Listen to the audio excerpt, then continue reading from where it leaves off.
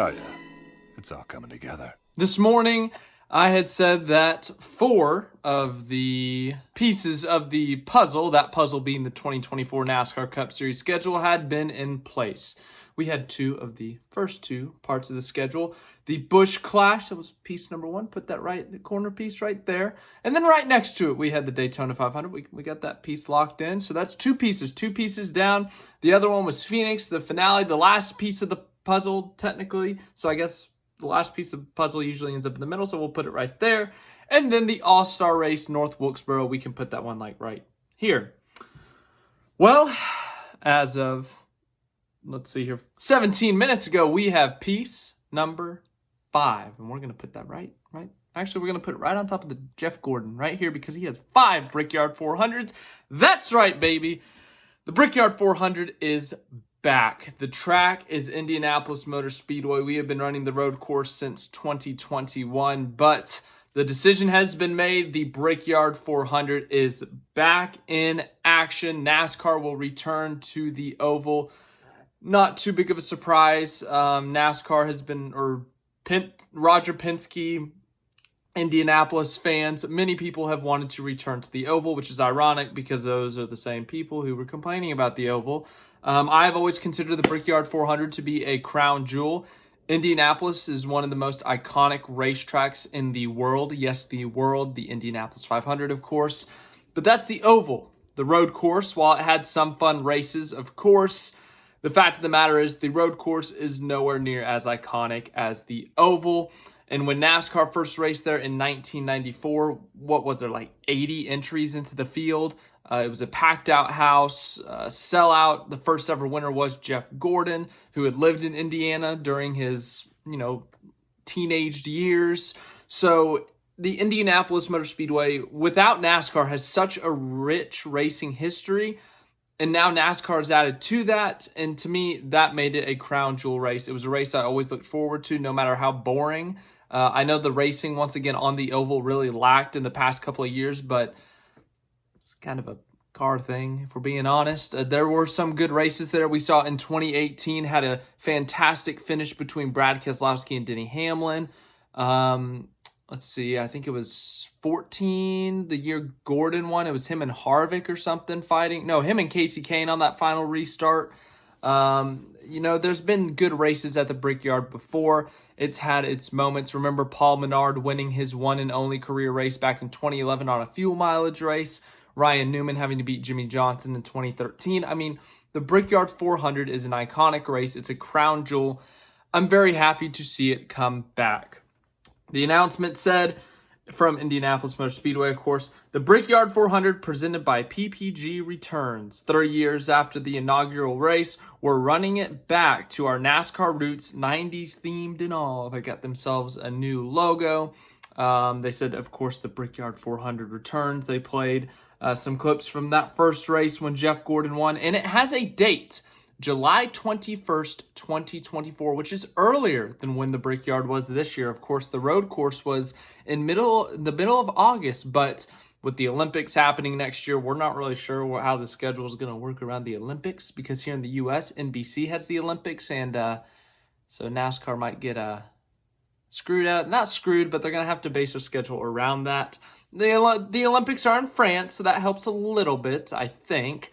But once again, the fact of the matter is the Brickyard 400 is back. I am very excited about this. As I said already, I've always loved the Brickyard 400. And once again, the road course, it did its job. The 2021 race was a bit of a crap fest with the curb ripping up cars and all that. And then you had the Briscoe-Hamlin thing. And then 2022, I think if I remember correctly, it was decent. 2020, but it got crap festy at the end with the whole restart thing. And then this year, without the stage cautions, it was a really fun race. We had a lot of strategy involved. It was 3 guys who were outside the playoffs fighting for the win between Suarez, McDowell, and Elliott. Michael McDowell held on to win that race. It was a fun race this year. But the fact of the matter is, I think the oval is the better track. That will attract more viewers, attract more fans to the track. And but I think that's another thing. The fans at the track, I think that was something that was lacking there the past few Brickyard 400s. and I think the fans are going to have to show up. No, I don't think you're going to have to fill up every single seat. There's like 300,000 seats at that facility. It's going to be difficult to sell out if it's not the Indianapolis 500, but if you can get the majority of that place full, get a couple 100,000 in there, I think that that might be, once again, reaching too much, but the Brickyard 400 coming back, I think this is a great decision. I love it. I know we're losing some road courses here for the schedule, or at least that's what the rumors are. We now know we're losing at least one with the Brickyard 400 coming back and not having the road course. But another thing is I'm curious to see how the next-gen car races on the oval. The next-gen car has kind of flip-flopped the Gen 6. The Gen 6, of course, struggled on the intermediate tracks, and so Indianapolis is technically a super speedway, but for NASCAR, it kind of races more like an intermediate, because when you think of super speedway NASCAR, you think Talladega, Daytona, big pack, flooring it the whole lap, whereas Indianapolis, because of the flatter curves and the turns, you got to brake more, you got to lift more, and anyway, the pack gets spread out. But anyways, I'm going way off track here. Anyways, point being, the intermediate tracks in the next-gen car have been fantastic, whereas with the Gen 6 there at the end, intermediate tracks sucked, to put it nicely. Now, with the next-gen car, the intermediates are fantastic, and the road courses and short tracks are mid. I'd call them mid, whereas in the old car, the Gen 6 at the short tracks and road courses were fantastic. So it's flip-flopped, all right? So I'm very curious to see how the car races on the oval. I think it could be exciting. I think it could be really fun. But yeah, the Brickyard 400 is back. Let me know what your thoughts are. I think if I'm making a prediction right now, there are only two results I will accept.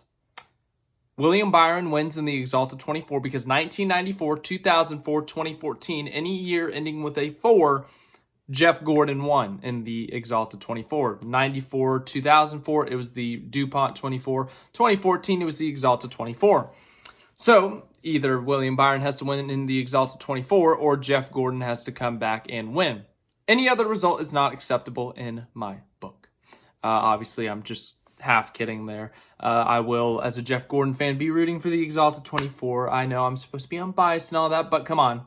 Let me be a Jeff Gordon fan for a bit. But once again, I'm really excited to see that race back on schedule. Let me know what your thoughts are. Let me know your way too early Brickyard 400 predictions. I feel like even right now, even though, we haven't seen the oval in 3 years, I think William Byron is a good prediction because he's been killing it this year. He's got 6 wins, but William Byron is my prediction to win right now. Way too early. Look forward to my 2024 predictions. That's when I will make my picks. I always pick the crown jewel races. Those are the only races. Then, of course, the championship. But, yes, the crown jewel, the Brickyard 400 is back. I'm very excited. I know we lose the Indy Road course, but if it means we get the Brickyard 400 back, I'm fine with that. But we're getting extremely close to getting that full schedule back. And, by the way, I forgot to mention Xfinity will be on the oval as well that same weekend. So the July 21st race will be the Cup Series, and then July 20th, the Xfinity Series. But the schedule is coming together. As I said, it's a big 38-piece puzzle, and we've got now 5 pieces filled out. We got the LA Clash, we've got the Daytona 500, we got the North Wilkesboro All-Star Race, the Brickyard 400, and Phoenix, the championship finale. Nothing else has been officially confirmed. There have been some leaks, like I think Las Vegas accidentally put their ticket sales on Ticketmaster already for their spring race. And that's like the first weekend in March. But once again, that's not official yet. Things could change, but oh man, someone probably got in trouble for that. But anyways, we're getting off course again. Thank you for watching this video. I hope you enjoyed. Any other news I will get to you with.